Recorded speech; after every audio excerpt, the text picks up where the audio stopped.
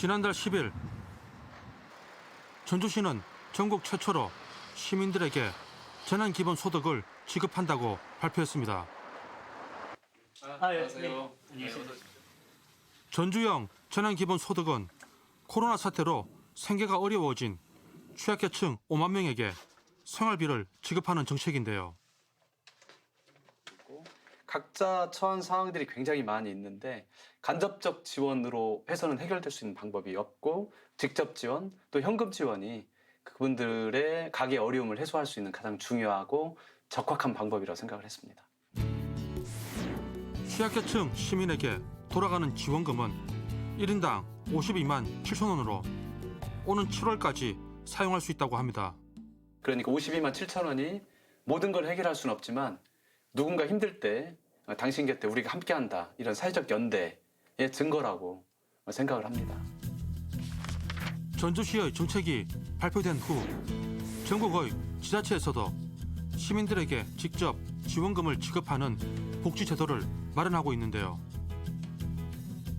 소상공인이나 취약계층 등 일부를 대상으로 지급하거나 소득 수준에 관계없이 모든 가구에 지원하는 다양한 정책이 발표되고 있습니다. 금액도 1인당 10만 원부터 가구당 100만 원까지, 지급 방식도 지역 화폐, 선불카드, 현금 등 천차만별입니다. 저희가 이제 재난 기본 소득 하겠다고 하고 발표를 했는데 그 뒤에 이제 엄청나게 많은 도시에서 저에게 물어왔어요. 어떻게 기준을 할 거냐, 또 예산은 뭐 어떻게 될 거냐, 그리고 지금 할 수 있는 법적 근거는 있는 거냐. 이제 저희가 하고 나니까 많은 분들이 할 수 있겠구나. 재난긴급 생활비, 코로나19 피해 지원금, 재난긴급 복지지원금, 명칭과 지원 대상, 지원 금액 모두 다르지만 코로나19 사태 장기화에 따라 손실된 개인 소득을 지방정부가 보존해준다는 공통점이 있습니다. 그런데 일부 지자체에서 자체 예산으로 시행 중인 이 현금성 지원책은 최근 들어 중앙정부 차원에서 시행해야 한다는 목소리가 높아졌습니다. 수도권 지역 집단 감염이 확산되던 지난달 16일 서울시청에선 해당 지역 지자체장이 참석한 방역대책회의가 열렸습니다. 코로나 추경안을 놓고 벌인 대화 주제는 자연스럽게 재난기본소득으로 번집니다. 지자체별로 추진 중인 현금성 지원을 중앙정부 차원에서 시행해 불필요한 논란을 방지해야 한다는 겁니다.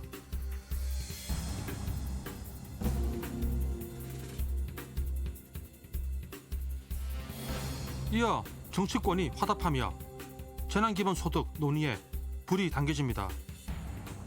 기본소득이란 조건 없이 모두에게 주기적으로 지급되는 돈이지만 여기서 말하는 재난기본소득은 한시적으로 지급되는 긴급구호 자금에 가깝습니다. 국가적 차원의 현금성 지원이 이슈로 떠오르며 국민들의 의견도 갈립니다.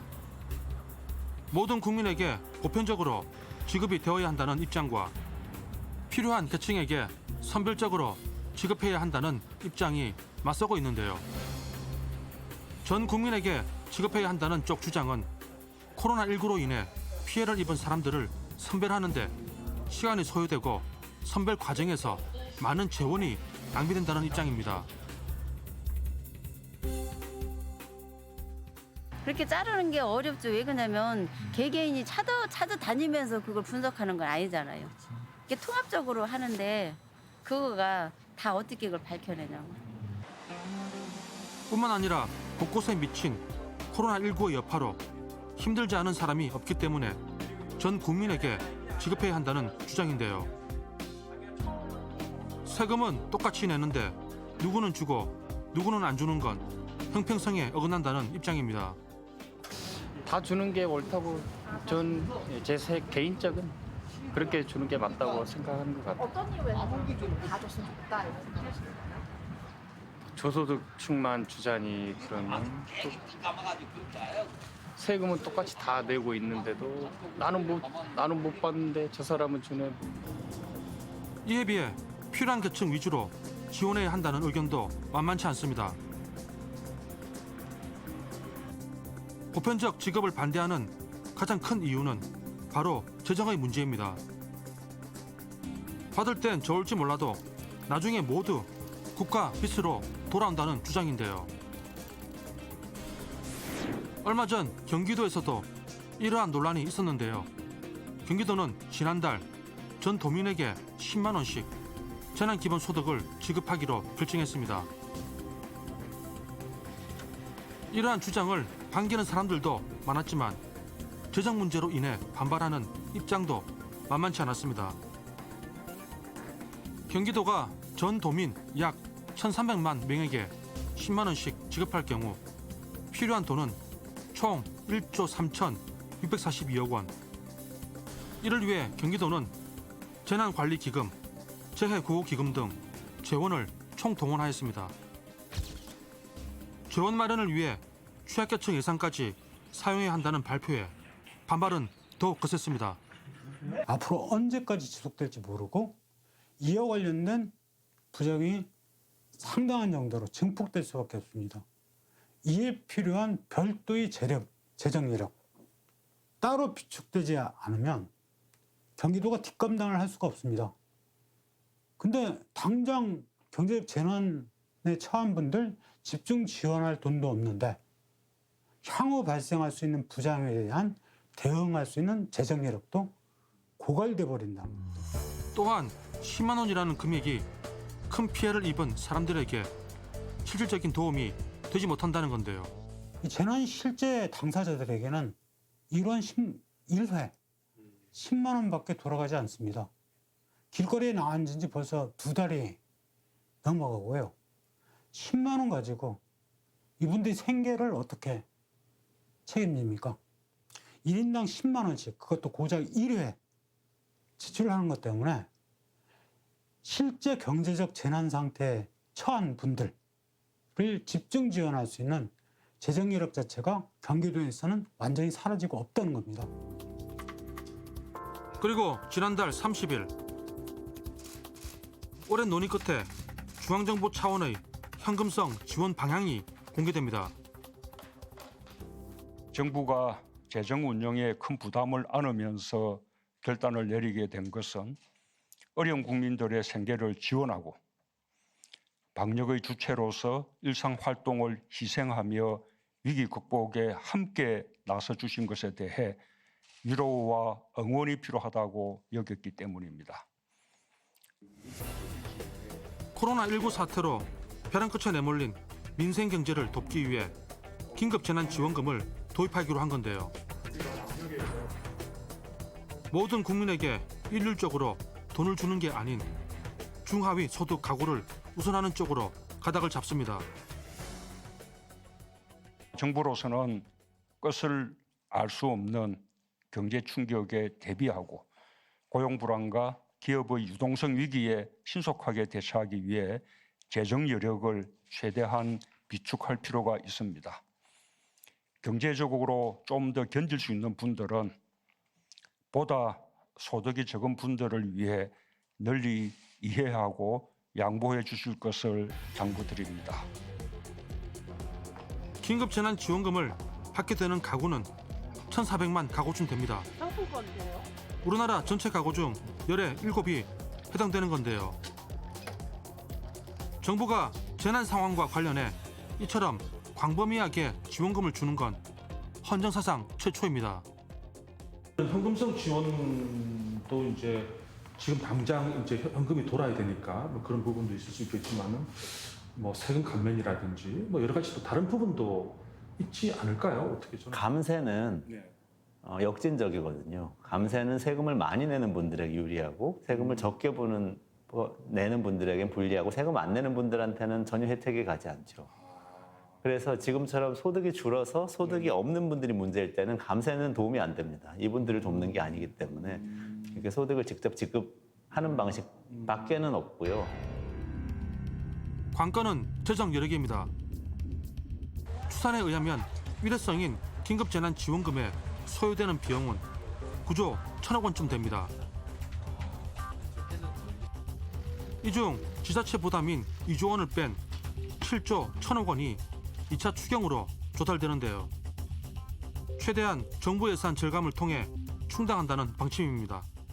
만약에 부족한 부분이 있다면 부분적으로 적재와 국채가 불가피할 수도 있겠습니다. 그러나 정부의 의지로는 최대한 세출 구조 조정을 통해서 이 재원을 확보하겠다는 말씀을 드리고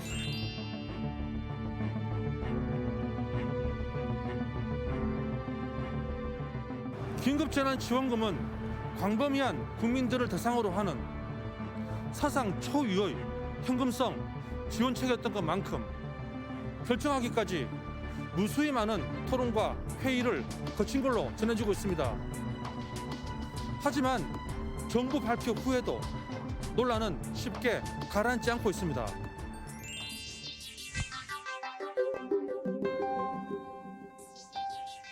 혹시 그 기준이나 이런 거 혹시 아세요? 어디까지 주고 뭐 70% 뭐. 글쎄 그것도 좀 의문스럽긴 해요. 70%가 어디서 나온 숫자인지 모르겠지만 그래도 한 70% 이하 정도는 다 이 돈을 필요하지 않을까. 산 선이니까 그래도 그건 전 긍정적으로 봅니다. 앞서 보신 대로 긴급재난지원금을 지급받는 기준은 소득 하위 70% 이하 가구입니다.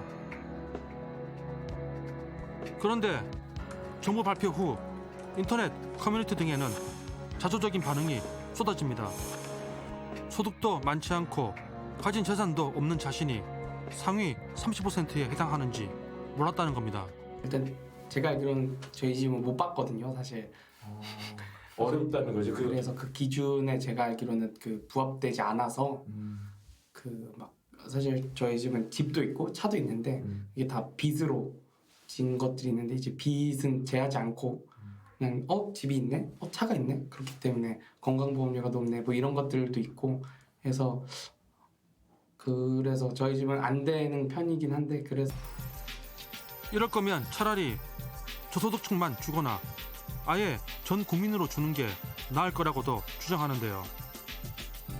피해는 똑같이 입었는데 누구는 받고 누구는 못 받아 마음만 상했다는 겁니다.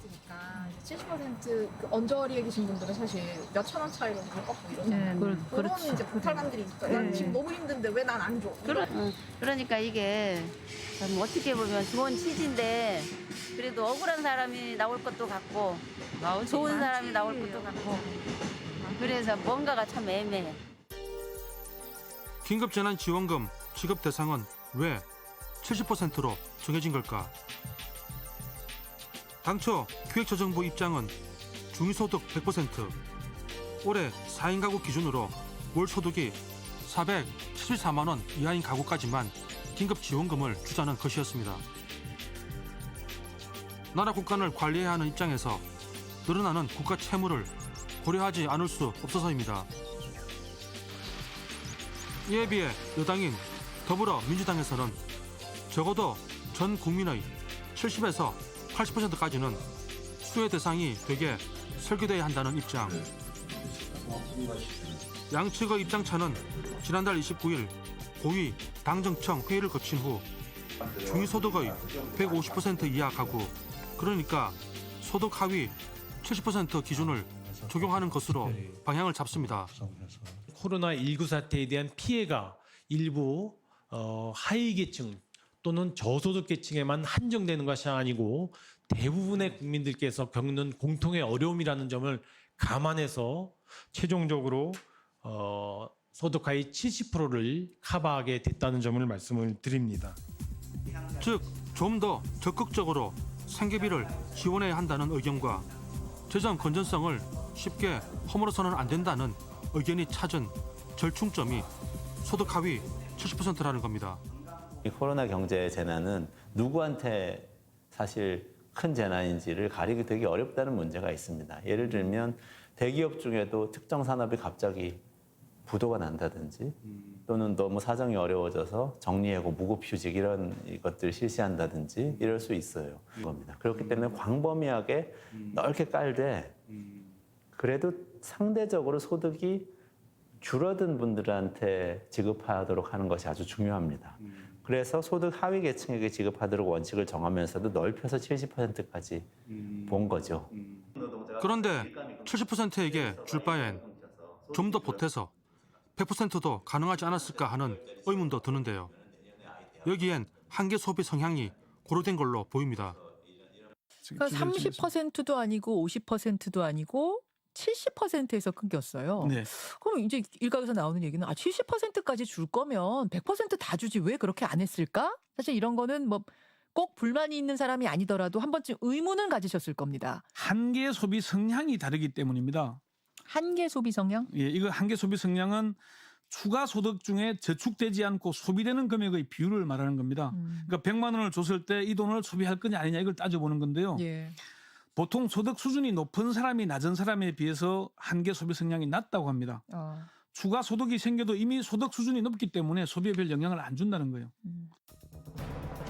분석에 의하면 긴급재난지원금 대상자 중 가장 소득이 높은 7분위 계층 저축액은 144만 원에 달합니다. 즉 그 이상 가구엔 100만 원씩을 지급하더라도 소비 대신 저축할 확률이 높다는 것. 때문에 한계 소비 성향이 높은 70% 이하 중하위층을 집중 지원해 지원금 지급 효과를 높이겠다는 계산으로 풀이됩니다. 상위 한 뭐 30%죠. 예, 이 40 내지는 또 저는 더 넓게 한 40%에 해당하는 고소득층들이 있겠죠. 이 사람들은 대부분 아까 말씀드렸듯이 반듯한 직장을 가지고 있고 적지 않은 그 저축액을 보유하고 있는 게 사실이거든요. 그래서 사실은 이분들은 재난과 거리가 좀 멉니다. 그렇죠. 뭐 저도 그런 상태이고 뭐 정규직 교수로서 학교 안 가도 월급 꼬박꼬박 나옵니다. 그래서 이런 사람들은 만약에 지급하면은 통장에 저축할 확률이 100%가 되겠죠. 그렇겠네요. 그렇죠. 예, 저도 그럴 겁니다. 지금 저한테 뭐 한 100만 원을 준다든지 그러면은 거의 쓰지 않고 다 저축을 할 수밖에 없게 돼 있죠. 그러면 이거는 뭡니까? 이 소비를 증대시키려고 했는데 소비 증대라는 경제적 효과는 거의 없다고 봐야 되겠죠.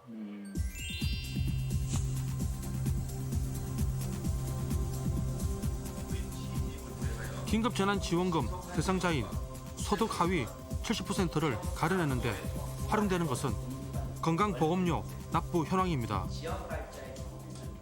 구체적으로는 신청 가구원에 부과된 2020년 3월 기준 건강보험료를 모두 합산하여 소득 하위 70%에 해당하는 선정 기준 이하인 경우 지원 대상이 됩니다. 선정을 위해 먼저 가구 구성원의 경제활동 형태에 따라 직장 가입자와 지역 가입자, 혼합 세 가지로 분류하는데요. 예를 들어 부부가 각각 직장과 자영업을 하는 이 4인 혼합 가구의 경우 본인 부담금 합의 기준 이하이므로 지원 대상입니다. 정부는 주소지가 같거나 다른 경우 등 여러 형태에 대해 가장 유리한 조합으로 최대한 혜택을 받게 하겠다는 입장. 그런데 일각에선 직장과 지역, 이원화된 구조 탓에 말이 많던 건강보험료를 기준으로 삼은 것에 의문을 제기합니다. 건강보험료가 이제 지역 가입자가 있고 그 회사 그런 쪽으로 가입하는 가입자가 따로 있는데 그 두 개가 확실히 기준이 다르기 때문에 제가 어떤 예시를 봤냐면 어떤 할아버지께서 회사에 다닐 때는 건보료가 뭐 10이었으면은 그 은퇴하면서 자산에 따른 지역 가입자 가입을 하게 되면서 건보료가 증가하게 됐다는 그런 기사를 본 적이 있어가지고 몇 배로 증가? 네, 몇 배로 증가하게 돼서 특히 타격이 심한 자영업자나 소상공인 같은 지역 가입자는 최근이 아닌 재작년 자료를 토대로 하기 때문에 코로나19의 여파를 제대로 반영하지 못할 수도 있다는 것.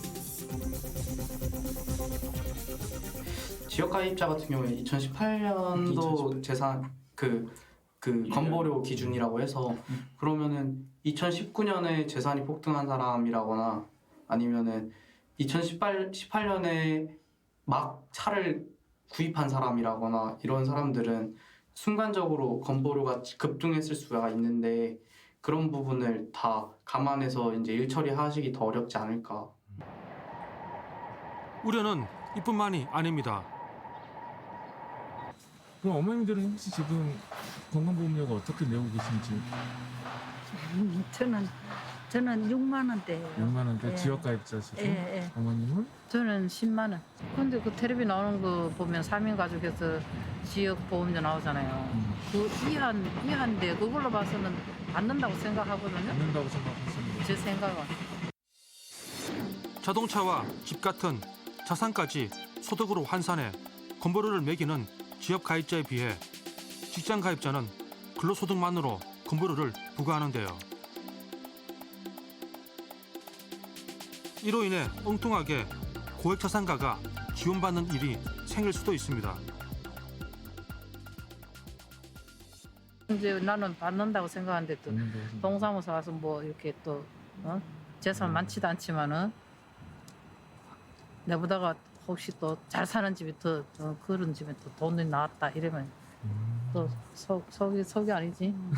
돈이니까. 돈이니까 돈 받는 거니까. 네, 지금 백수로 있는데. 이런 우려를 모를 리 없던 정부가 그럼에도 건강보험료를 대상자 지급 기준으로 삼은 것은 신속성 때문입니다.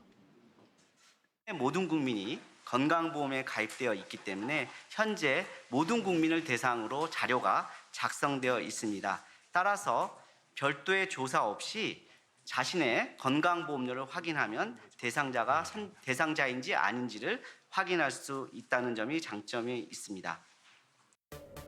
만약 건강보험료 대신 기존 복지수급자 선정 방식을 활용할 경우 대상자를 선정하는 데만 2달이 걸리기 때문에 긴급이란 재난지원금 성격엔 맞지 않는다는 설명. 즉 한시도 지체할 수 없는 상황에서 신속성과 정확성, 행정 비용까지 고려한 기준이 건강보험료라는 겁니다. 기준을 설정할 때 이제 선별 비용이 들지 않습니까? 예컨대 이제 2018년도 그 아동수당 지급 대상 요걸 이제 상위 10%를 제외하는 그 이제 작업을 해본 거예요. 그랬더니 이제 행정 비용이 예컨대 1,626억 원이 들었어요. 그리고 선별하는 과정에 그게 들었는데 선별하고 나서 이제 안 주는 그 예산 절감액이 있겠죠. 그게 1,229억이니까 오히려 40억 원이 손해를 본 거죠. 선별하는데 돈이 더 들어갔죠. 그래서 더 들어간 거죠. 쏟아지는 우려를 불식시킬 보완 방안도 마련 중입니다.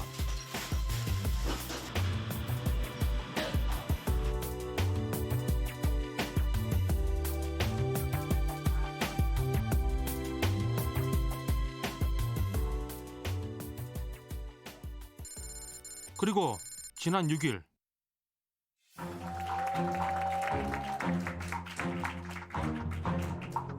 용역을 하고 있는데 거의 마무리 단계에 긴급재난대책에서는 지역과 관계없이 소득과 관계없이 계층과 관계없이 모든 국민을 국가가 보호하고 있다는 것을 한 번쯤은 제대로 보여주는 것이 굉장히 중요하다고 생각을 합니다.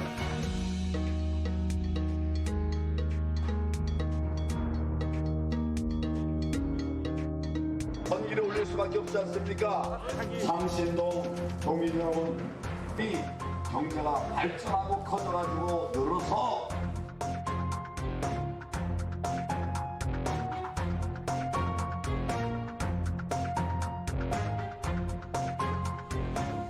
세상 듣고 함께 고생하겠습니다.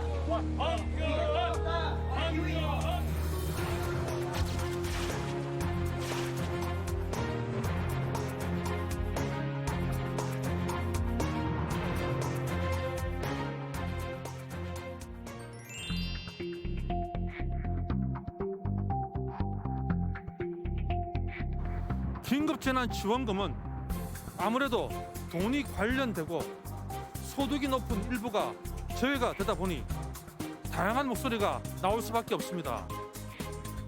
그리고 이달 치러지는 총선을 앞두고 정치적인 공방도 거셉니다. 하지만 중요한 것은 이 돈은 코로나19로 어려워진 국민들을 위로하고 응원하기 위한 돈이라는 것입니다. 지급 대상과 조건을 두고 나라가 분열한다면 그건 안 좋은 이만 못한 일이 될 것입니다.